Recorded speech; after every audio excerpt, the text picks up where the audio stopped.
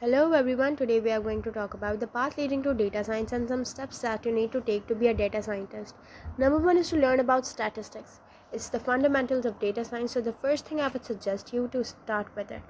You just need to learn about the basic concepts of statistics, the ones that you learned in 9th or 12th standard, the mean, median and mode.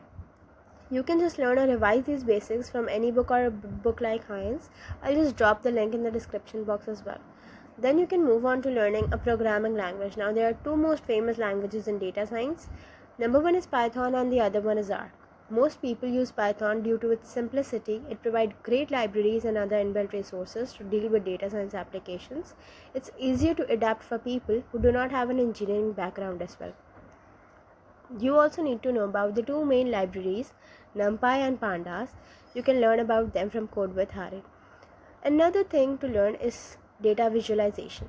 It's basically presenting data in a visual manner such as maps, graphs, tables or charts. It makes it easier to understand and analyze. Now there are two more libraries in Python for data visualization, Matplotlib and Seaborn.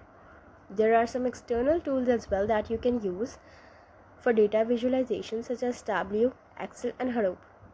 Next step is to learn about machine language. There are plenty of resources out there that can teach you about machine language. Just focus on sklearn and TensorFlow. Last step is to do projects. To be perfect at something or to master, you need to practice and practice. There's a very famous website called Kaggle. It's one of the largest communities for data scientists. It has thousands of data sets and code snippets. If you want, I can also make a video on that. Hopefully this was useful, and these are some basic steps on how to get started. Feel free to leave any suggestions or comments.